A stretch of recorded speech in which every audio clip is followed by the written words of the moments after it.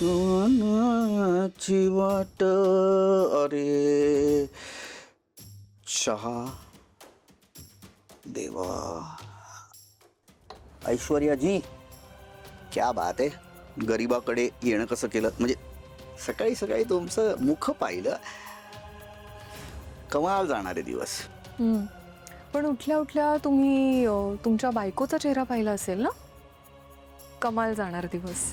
लाज होता मला पण दुर्दैवाने नाही बघता आला. ती सकाळी अर्ली इन द मॉर्निंग वॉकला गेली आहे. ते प्रेग्नन्सीमध्ये असताना तू कळेल तुम्हाला. नाही सुदैवाने तुम्ही स्वतःला बघता आरशामध्ये म्हणजे तुमचा दिवस कमालच जाणार. कमाल कमाल दिसतं. डोळा का फडफडायला लागला. गुड लक आहे गुड लक. आमच्यात वाईट म्हणतात तुमच्यात गुड लक म्हणतात का त्याला. असे नवीन जनरेशन. बोला दादा तू सावली आणि सारंगला घ्यायला गेलेलास ना बाबुळवाडीत. यायला नाही त्यांची गाडी बंद पडली मी मॅकॅनिक म्हणून रिपेअर करायला गेलेलो. नाही तिथे त्यांच्यावर ज्या लोकांनी हल्ला केला त्यांच्याविषयी काही कळलं का म्हणजे कोण माणसं होती का केलं. हा तू त्यांना जाऊन का नाही विचारत. ते तुला जास्त नीट सांगतील. मी कुठे सांगू शकणार काही. त्यांनी मला सांगितलंय ती काहीतरी नाव बोलली आहे ती मला. काय नाव होतं. सदाशिव टोप्या उर्फ टोप्या.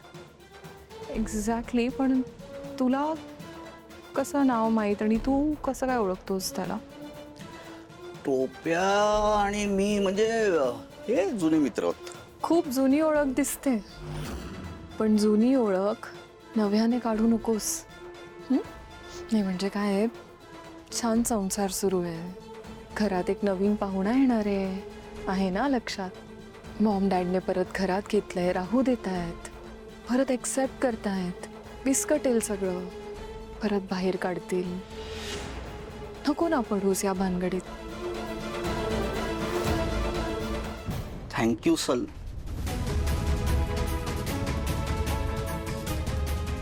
धमकी पण नीट देता येत नाही.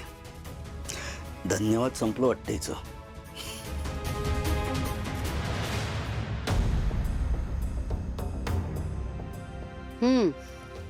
आता बोला.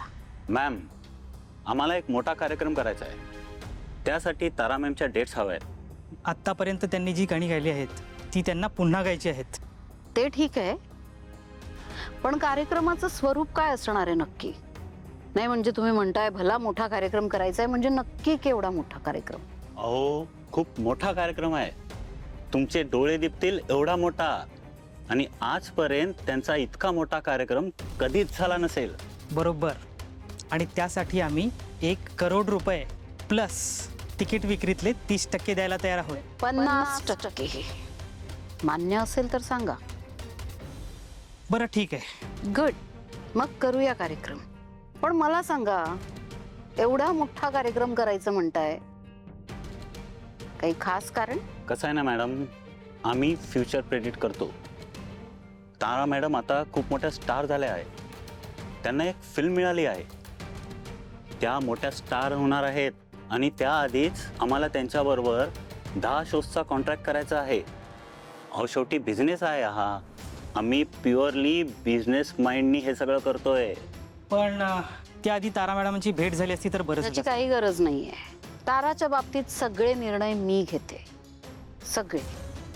मी होकार दिलाय म्हणजे ताराने होकार दिलाय असं समजा. ठीक आहे मग आम्ही तुम्हाला कार्यक्रमाचं स्वरूप सांगतो.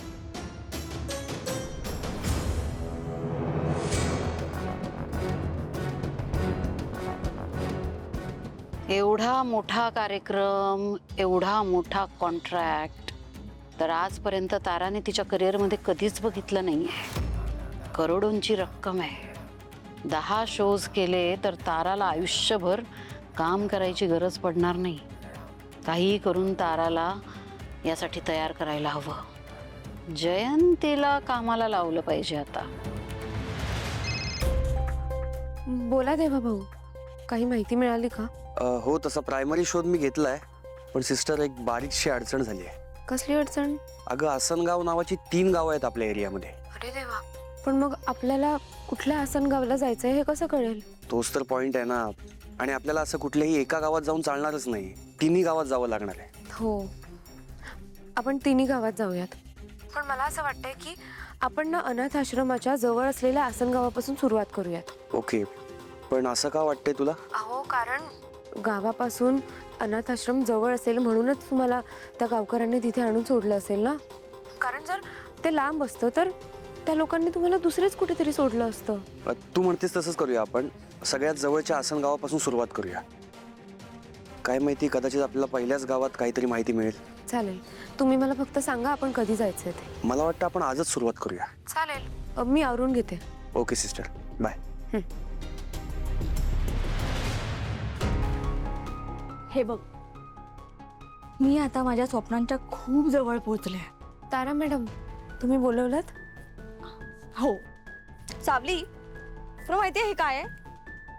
मी ज्या फिल्ममध्ये हिरोईन म्हणून काम करणार आहे ना, त्या फिल्मचं स्क्रिप्ट आहे हे. आणि यातले संवाद मी बोलणार आहे माझ्या आवाजात. आणि पडद्यावर सुद्धा मी दिसणार आहे, मी. अरे वा, किती चांगली गोष्ट आहे. मला माहिती आहे तुम्ही छानच कराल. तुम्हाला लहानपणापासून हेच करायचं होतं ना. हो, पण तू ना मला यासाठी स्पेशली थँक्यू म्हणायला हवंस. मी का? अगं बघ ना, आता फक्त माझ्यामुळे आपल्या दोघींची कायमची सुटका होणार आहे, गाण्यातून पण आणि मम्माच्या रेस्ट्रिक्शन मधून पण. आता आपल्याला लपाछुपीचे खेळ नाही खेळावे लागणार, रादर तुला तुझं आयुष्य जगायला मिळणार आहे. नाही, बरोबर आहे तुमचं, पण माईंना दिलेल्या शब्दाचं काय? शब्द तू दिला होतास ना, मी नाही. आणि तसंही तू कुठे तुझा शब्द मोडतेस?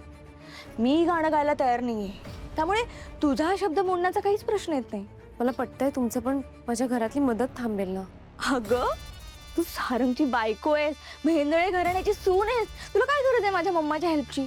तुम्हाला वाटतं माई इतक्या लवकर हार मानतील? आता ती काहीच नाही करू शकत अगं, कारण तिने ना तिचा शेवटचा पत्ता टाकलाय. आणि मी पण स्मार्ट आहे, मी तिचा डाव तिच्यावर पलटवला. आणि यू नो व्हॉट, काल मॉम पण आल्या होत्या, त्यांना पण माझी बाजू पटली. एकंदरीत काय तर ह्या घरातले सगळेच माझ्या बाजूने आहेत. असं असेल तर खूप चांगली गोष्ट आहे. म्हण मग मला थँक्यू. चल. थँक्यू. सावली वहिनी का थँक्यू म्हणाल तुला?